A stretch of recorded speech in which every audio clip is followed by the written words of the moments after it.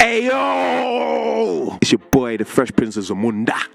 Back with another banger. You get me? Listen, like and subscribe my videos. Show me some love. Hope you're enjoying the content. If you got a video for me, just send it to my Instagram and I will react to it alongside my top producer, King. So yeah, man, the channel is just getting bigger and bigger and bigger and bigger and bigger by doing more things that we just adding stuff, you know what I'm saying, under construction and stuff. So we will be getting to the right place where we find a good equilibrium, I should say, to churn out enough where I still have a life and you lot get content after content after content after content. Yeah, it's a good deal. So just like my stuff, subscribe. That's what you need to do. You don't need to you don't need to do nothing special. But if you see anyone walking in the background or anything during the video, don't worry, that's top flight securities. You get me? We got some celebrities in the house today. I'm gonna be watching those podcasts. I'm not gonna be in it, got stuff to do, got work. But yeah, what video we got today, King? Because you don't know the thumbnail, you know the title already, so I need to see what I'm going.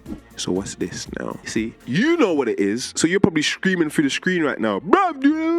I don't know what it is. I'm just seeing some random guy on there, so I don't know what we're watching. Yeah, I don't know. I'm gonna find out. Medicinal compounds and how people use this mushroom. Well, it's not really a mushroom. Found it. Awesome. Read. It is good as a medicinal, really good. Bro, is this what I think it is? A tinder. This is chaga. Chaga. I don't know much about chaga, but I know it's not a magic mushroom. It's not like a drug. So yeah, seems like today we're learning about mycelium. I don't know why. Why was someone like why? Why are you telling me about mycelium? Humans have used chaga for thousands of years, but only recently has its popularity shined a light on the benefits of this incredible forest medicinal. It goes by many names: black gold, the diamond of the forest. I know what this is. Black gold, I know what that is. That's the elixir of life. The elixir of life. Make you live forever, so they say. The mushroom of immortality. See? Hey, listen, in this brain of mine, there is information stored. China, it's considered the king of mushrooms. It was used traditionally all over the far north, from Alaska to Siberia. In fact, the name is Russian. And if the hype is to be believed, well, this medicine is one of the more potent the forests here have to offer. And those are the claims I'm going to tackle in today's video. It's also why I'm wandering through this boreal birch forest in the far north of Wisconsin. Yeah, but it can't just be about the mushroom that you sent this video. It has to be something. What's so special about this? Like, it's not real, otherwise we will be doing it. We'll be all eating it. Over there? Yeah, let's see. It look more like our aspens. Now, I've been drinking chaga for a while now, but given that I live in the south, I've had very little ability to document where it grows for all of you. So, I flew up here with my three friends. Greg, who leads the wilderness survival course we put on every year. Jonas, my Swedish friend. I remember I was going to do like a mushroom farm. Yeah. People might laugh because you're like, oh, you...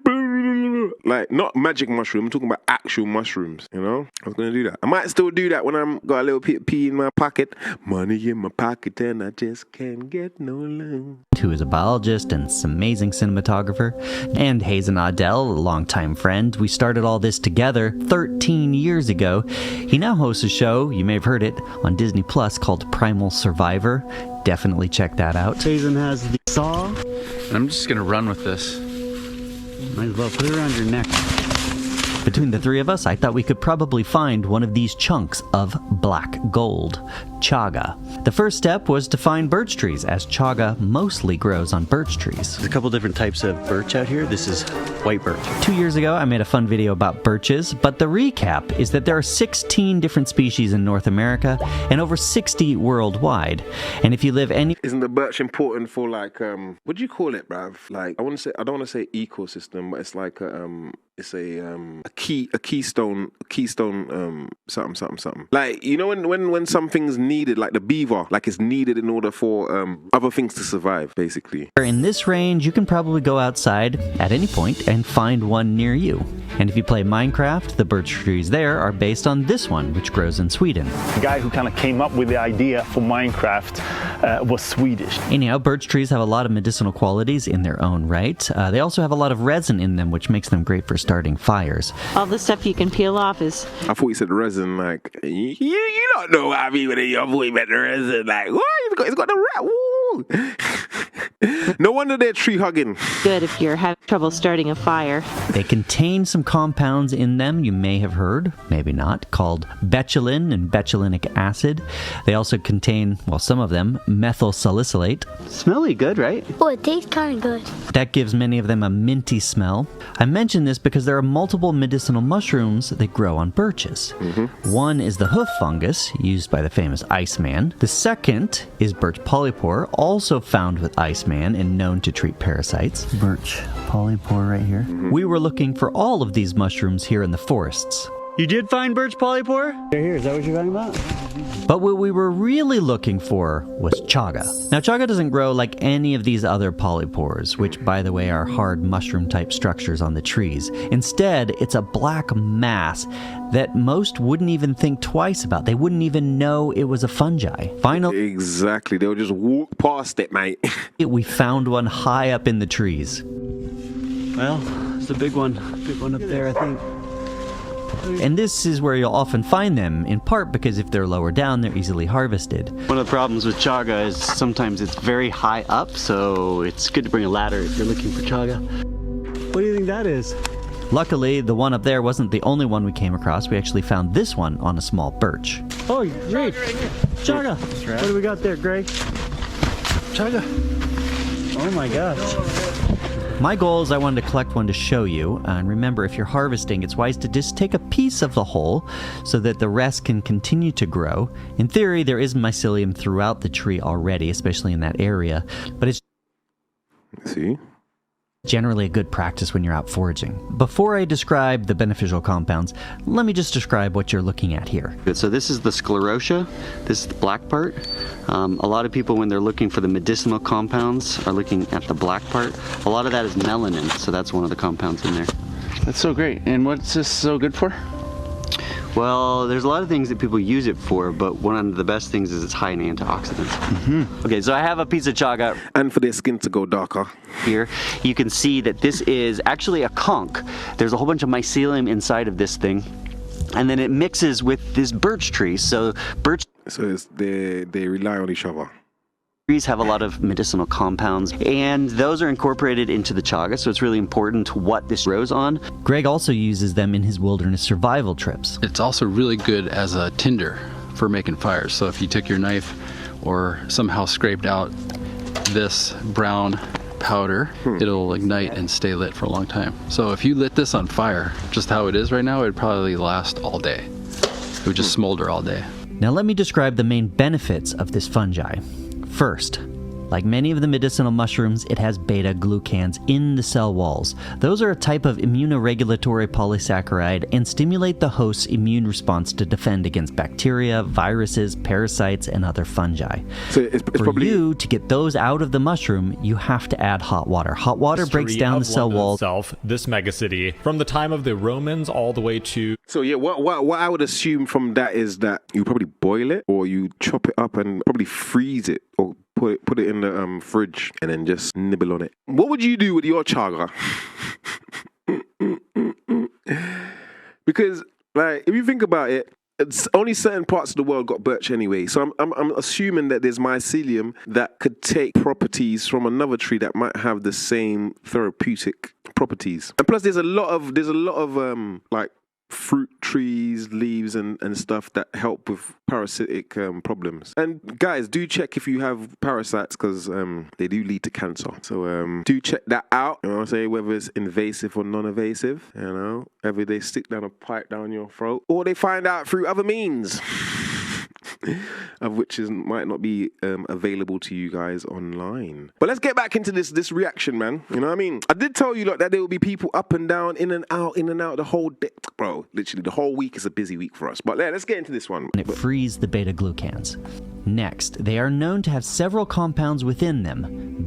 What does that look like? Betulinic acid, inositol, lanosteriol, lanostane-type triterpenoids, egosterol peroxide, different polyphenol. All I heard is terpenoids, anoids. Got my ears all perky like, where's the terps? And melanin, like in your skin. It's a little vague, which of these compounds may be responsible for some of the beneficial effects of chaga. Here are a couple things we know chaga does. First, inflammation. A few studies have come out that point to chaga decreasing inflammation in mice as a way to help immune response. Swear down. So it lowers so you could probably use it for like reactions. Cancer growth. 3 more. Didn't I say that cancer growth, bro? Not a lot of many people know this, bro. Parasites cause cancer. You get me? They do. They cause cancer. And yeah, if you starve off the cancer, yeah, you actually, you put it in reverse. Your body will eat the cancer cells. On mice and in test tubes indicated that chaga extracts reduced cancer growth and helped reduce the size of existing tumors. Bro. If only everyone in the world could be like, well, not in the world, in the West could be like, yo, listen, we don't want none of these, like, the way how they treat cancer now is very, there's other ways that science could stop cancer, probably more effective, less stressful on the body, more survival rates, man. Come on, let's all push for these kind of methods. At least explore them, no? Antioxidant superfood. In addition to all of those studies, chaga here is an antioxidant superfood. Now, this is a little bit of a difficult chemistry topic, but I think it's worth going into just a little bit so you understand why this is actually good for you to have. Like, I don't even, like, I would never get an invasive check for cancer. That's just mad. Why would you, like, disturb anyway? I'm not a health expert, so you guys check your practitioner, check your GP or whatever, and your doctor, and maybe he might be able to let you know. But for me, I'm different. You get me? I'm different. Now, antioxidants, we all know are good, but why? Well, it's because through natural metabolism in the body, your body creates oxidative stress. It creates free radicals. Free radicals, it's a little bit of a chemical imbalance, and it wants to pull electrons from things in your body. Those electrons could be pulled from DNA. That would not be good. That would damage the DNA. That could lead to aging. That could lead to cancers. So your body can correct that through antioxidants. Your body can naturally produce some chemicals that act to sweep that up, or you can eat antioxidant-rich foods.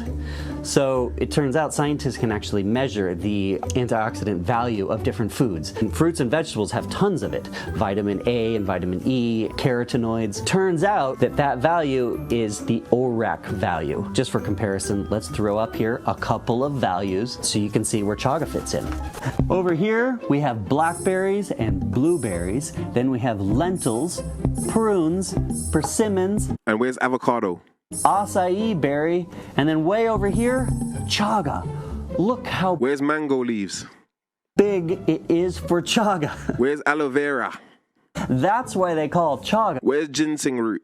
an antioxidant superfood. But just for reference, you have to understand how those ORAC values are calibrated. Where's the soursop? They're at 100 grams of any of the foods. So that's 100 grams of blueberries and blackberries and 100 grams of chaga. For reference, this is Where's the turmeric? 190 grams. You wouldn't put that much into your tea or coffee. This is about 1 gram, and that's all I would put into my coffee or tea. Damn. Still very high ORAC value. It turns out chaga is a great coffee substitute, in part because it just tastes good. It had this amazing kind of sweet that is not like a sugar. Now, if you've got to this point, you need to understand the real risks that chaga presents if you're consuming it every day. And I'm going to do that at the very end after I first introduce today's sponsor, Trade Coffee. Now, I still drink coffee. You know we ain't doing that, big man. To discover Trade Coffee ain't paying brand nothing. But yeah, go to his channel and subscribe to his channel as well, man. the subscription if you go to drinktrade.com/stoneage. You know what I'm saying? I'm trying to support all the creators that we watch. You know what I'm saying? Go to his channel, like it. You know what I'm saying? Show some love, man. Let the ecosystem Again, exist. check out this offer at drinktrade.com/stoneageman. Now back to chaga. Chaga does present a few risks, and it has a lot to do with the amount of oxalates in it. Now, oxalates are not really a problem for most people. Other things that have high oxalates include spinach and rhubarb. For most people, that's fine. Other people, oxalates in the urine combines with calcium to form kidney stones. If you've ever had a kidney stone, you know how painful that can be. In other words, if you know you're predisposed to this, then you probably should moderate your dose of chaga. Then again, just take that warning with a grain of salt, because I looked it up. Many texts cite this as an issue, but there have only been 2 documented cases worldwide. So what's the take home? Well, for me, I think you should probably try some chaga. Fairly low risk. You could argue still whether or not it has true medicinal value. You might even still be on the fence. But we know it has high antioxidants, and if you want to add those to your diet, then that actually seems like a good thing. It also tastes really good, so I use it as a little supplement to my coffee and tea. You might use it as a coffee substitute. Yo, you lot send me some chaga, man. Let me know what it tastes like. Send me some chaga, you get me?